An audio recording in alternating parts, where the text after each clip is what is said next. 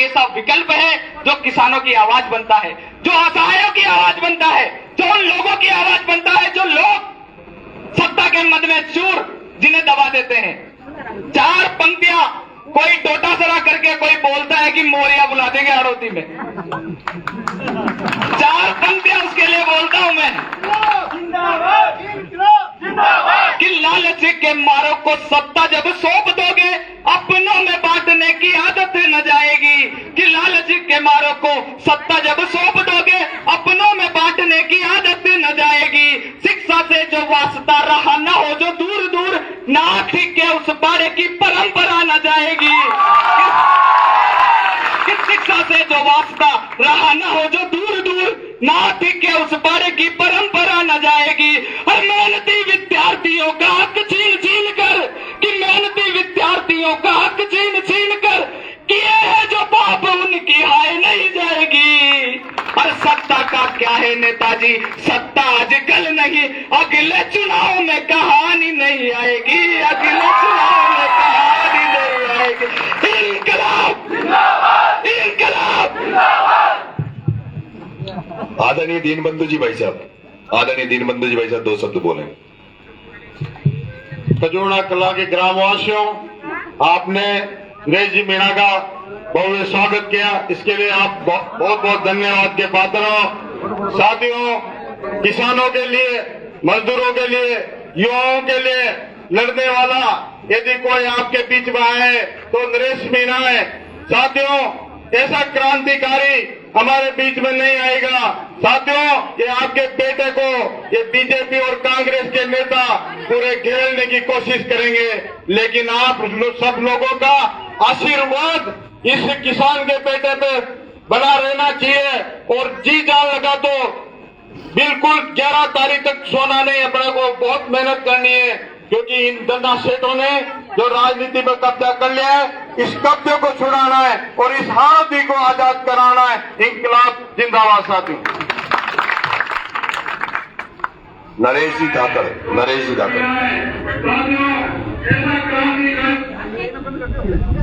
खजूरना कला वालों को मैं तो एक ही बात कहूंगा कि अंतर की जो ये चुनाव है, ये चुनाव नहीं, ये आंदोलन है।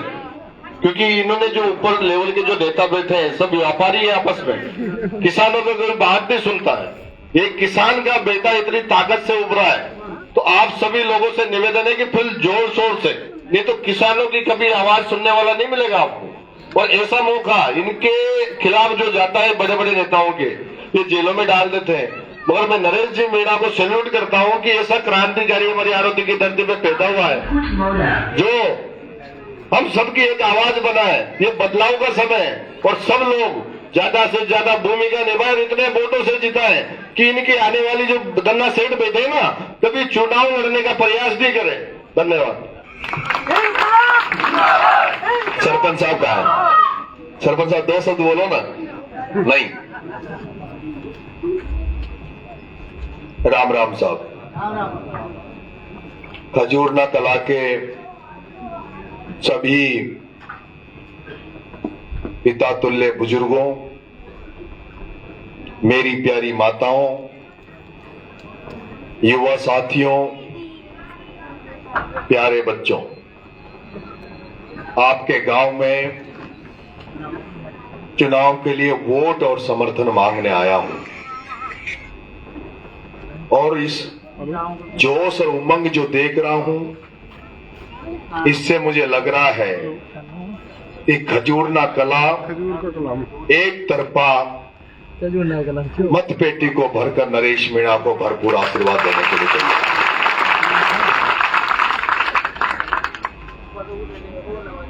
मैं इससे पहले कभी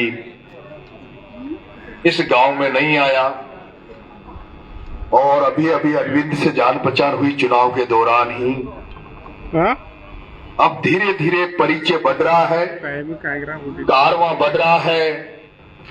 रोज नए नए पढ़े लिखे बच्चे, जागरूक किसान जो चाहते हैं कि हाड़ौती में भी शोषित पिछड़े गरीब किसानों की लड़ाई लड़ने वाला व्यक्ति होना चाहिए।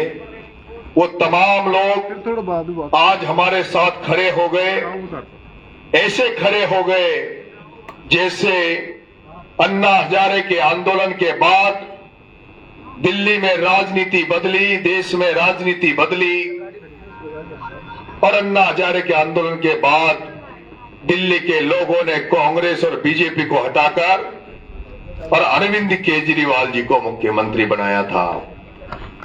उसी तरह आज ये हाड़ौती की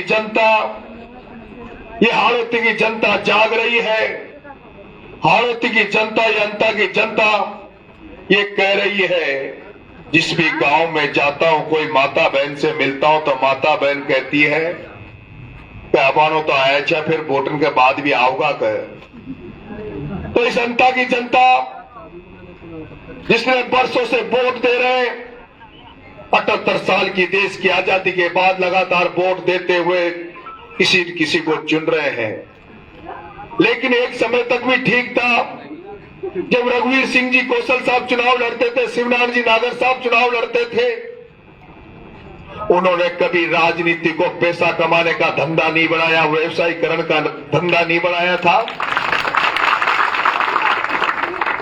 उन लोगों के पास कोई जाता था, रघुवीर सिंह कौशल जी यहाँ, शिवनारायण जी नागर साहब यहाँ, बगल में भरत सिंह जी कुंदनपुर, बगल में भरत सिंह जी कुंदनपुर, आपके पड़ोस विधानसभा में भरत सिंह जी कुंदनपुर। इन लोगों के पास जब कोई काम से जाता था तो सम्मान देते थे, आदर करते थे। आपसे जाते तो पूछते थे, आपकी समस्या नहीं पूछते थे, बल्कि आपसे पूछते थे तुम्हारी खेती बाड़ी कैसी है, परिवार में बाल बच्चे तो ठीक है, कोई घर में दुख दर्द तो नहीं है, और उसके बाद पूछते थे बताओ तुम्हारी समस्या क्या है।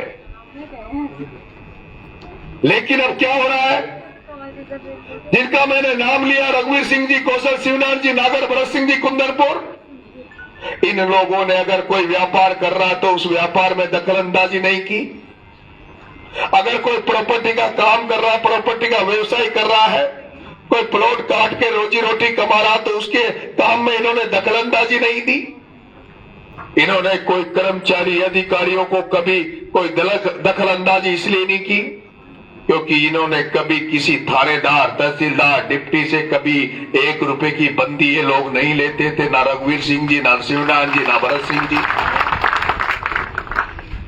और यही कारण है कि रघुवीर सिंह जी कौशल ऊर्जा मंत्री रहे, बड़े बड़े मंत्रिमंडल के पदों पर रहे, भारतीय जनता पार्टी के टिकट बांटने वाले पद, प्रदेश अध्यक्ष के पद में रघुवीर सिंह जी रहे। शिवनारायण जी नागर साहब बड़े बड़े ओहदों पे रहे, बड़े बड़े पदों पे रहे। भरत सिंह जी कुंदनपुर साहब सरपंच से प्रधान बने, प्रमुख बने, उसके बाद विधायक बने, उसके बाद पीडब्ल्यूडी मंत्री, पंचायती राज के मंत्री रहे। वो चाहते तो वो भी बहुत करोड़ों रुपए कमा लेते, 1000 करोड़ रुपए के वो भी मालिक हो जाते। लेकिन शिवनारायण जी नागर के घर गया, नीचे भैंसे बंध रही थी, ऊपर सोयाबीन सूख रही थी। शिवनारायण जी नागर ने तो उनकी तो राजनीति के चक्कर में जमीन बिक गई थी।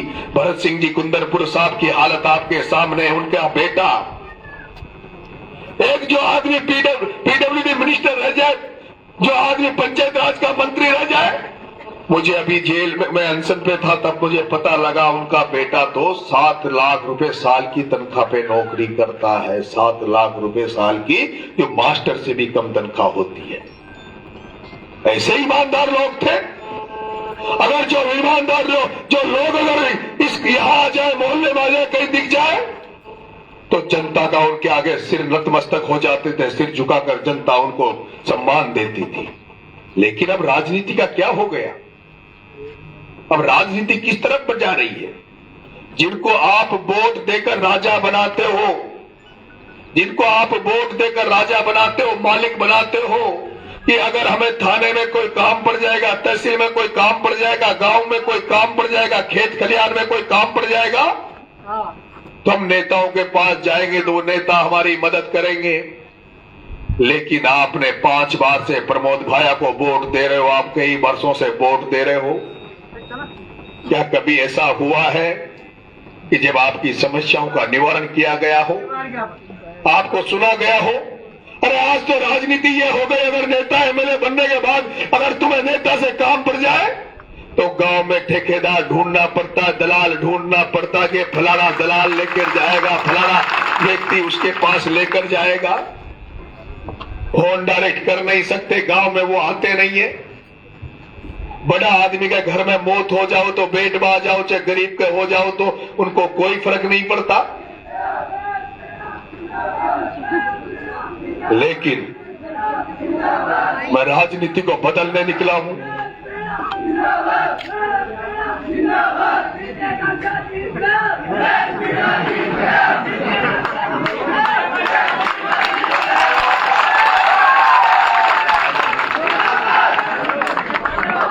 विराज जाओ, सब विराज जाओ। ये इंकलाब गूंज रहा है। सब लोग बैठो, एक बार बैठो भाई, सब लोग विराज जाओ। आप तुम लोग आगे आ जाओ, तुम लोग आगे आ जाओ जो आए अभी। आ जाओ, आगे आ जाओ।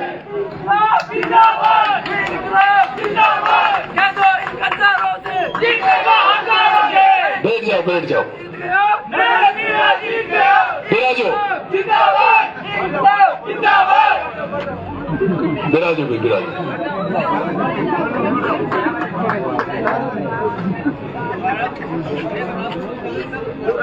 जिस सपने को लेकर मैं हाड़ौती की सड़कों पर निकला था,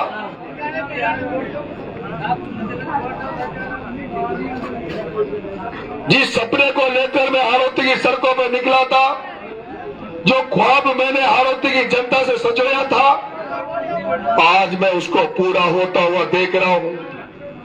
आज मैं पूरा होता हुआ देख रहा हूं।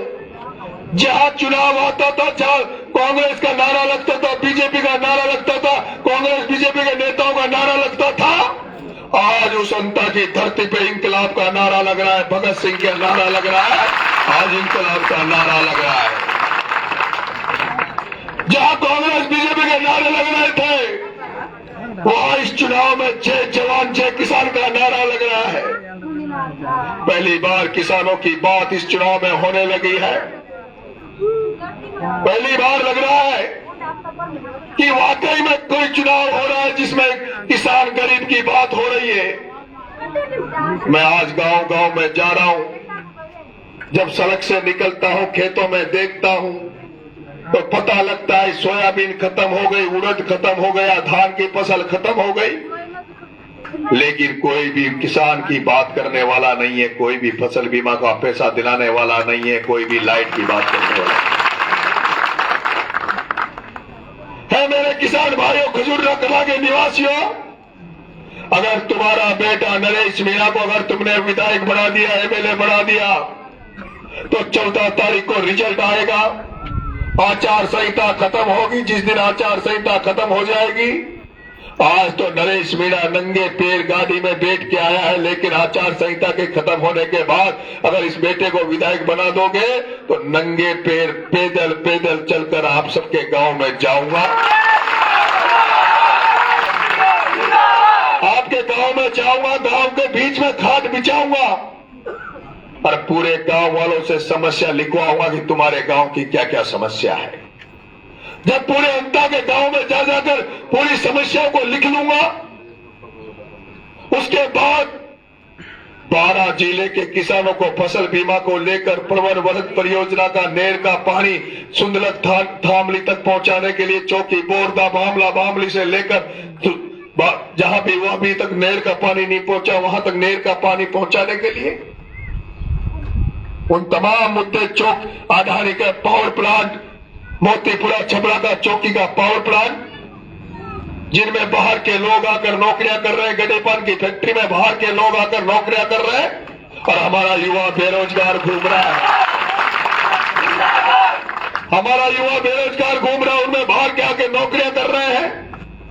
उसको लेकर खाद की किल्लत जो हो रही है, खाद के लिए हर साल जो किसानों को लाइन में लगना पड़ता है, एक कट्टे के 1800 2000 देना पड़ता है, उसका परमानेंट इलाज कराने के लिए, लाइट की समस्या का परमानेंट इलाज कराने के लिए, और राज्यों अंता में जो भ्रष्ट अधिकारी कर्मचारी बने बैठे हैं, उनको परमानेंट यहाँ से खदेड़ कर अच्छे अधिकारी, अच्छे कर्मचारी, ईमानदार कर्मचारी अधिकारी यहाँ लगाने के लिए जितने भी मुद्दे हैं बारां जिले में, उन सारे मुद्दों को लेकर 1,50,000 आदमियों को लेकर आपका बेटा कलेक्ट्री में झंडा लेकर बैठ जाएगा, किसान का ट्रैक्टर लेकर बैठ जाएगा। और जब तक बैठा रहेगा, जैसे मैं जयपुर में उन 7 बच्चों के लिए आमरण अनशन में बैठ गया था, भूखा बैठ गया था, 15 दिन तक भूखा पड़ा रहा, हॉस्पिटल में पड़ा रहा और कह दिया जब तक उन बच्चों के परिजनों को न्याय नहीं मिलेगा मैं अनशन नहीं तोड़ूंगा, आमरण अनशन नहीं तोड़ूंगा। और वो भी आपने देखा है कि 12-12 लाख सरकार से दिलवा दिए, उनको सरकारी नौकरी दिलवा दी और जनता के सहयोग से उनको 1 करोड़ रुपए दिलवा दिए। जैसे पिपलौदी के 7 बच्चों के लिए, पिपलौदी के 7 बच्चों को न्याय दिलाने के लिए जैसे नरेश मीणा ने आंदोलन करके उनको न्याय दिलाया, उसी तरह से 12 जिले के एक किसान को पैसा, फसल बीमा का पैसा दिलाने के लिए, एक व्यक्ति की मदद करने के लिए, एक व्यक्ति की समस्या को दूर करने के लिए नरेश मीणा कलेक्ट्री पे धरना देगा। धरना 1 दिन का नहीं होगा, केवल ज्ञापन देने का धरना नहीं होगा। धरना तब तक चलेगा जब तक कलेक्टर एक समस्या को, अंता विधानसभा 12 जिले की समस्या को दूर करे। क्या आपको मेरी बातों में सच्चाई नजर आती है? जिनको मेरी बातों में सच्चाई नजर आती है वो हाथ खड़ा करें। सबको लगता है मैं सच बोल रहा हूं? ये इसलिए लगता है, इसलिए नहीं लगता कि मैं बोल रहा हूं इसलिए सच लगता है। ये इसलिए लगता है कि 25 साल की राजनीति में 1 रुपए का दाग नरेश मीणा पर नहीं लगा। 25 साल की राजनीति में 1 रुपए का दाग नरेश मीणा पे नहीं लगा। हजारों लड़कों की सेना साथ में होने के बावजूद भी नरेश चाहता तो जयपुर में 100, 200, 500 बीघा जमीन पर कब्जा करके हेलीकॉप्टर का मालिक हो जाता, 1000 करोड़ का मालिक हो जाता। लेकिन आज दिन तक 1 रुपए का दाग नहीं लगने दिया। ईमानदारी से राजनीति कर रहा हूं। और पिछला जो 14 बार जेल गया, जो जनहित के मुद्दों पर लड़ते हुए 14 बार जेल गया, 32 बार मुकदमे खाए, इसलिए आपको लगता है कि जो आदमी जनता के लिए मुकदमे खा सकता है, जेल जा सकता है, पिपलौदी के बच्चों को न्याय दिलाने के लिए जो भूखा रह सकता है, तो अंता की जनता का भी विश्वास करके काम जरूर करेगा। तुम्हारी मदद करेगा, सारे करोगे, मुझे जिताकर भेजोगे। जो लोग इस चुनाव में मेरी मदद करेंगे वो दोनों हाथ खड़े करें। जो लोग मदद करेंगे, सेठ जी मदद करोगे? पक्का आशीर्वाद? बहुत बहुत धन्यवाद। राम राम साहब। जय हिंद, जय भारत।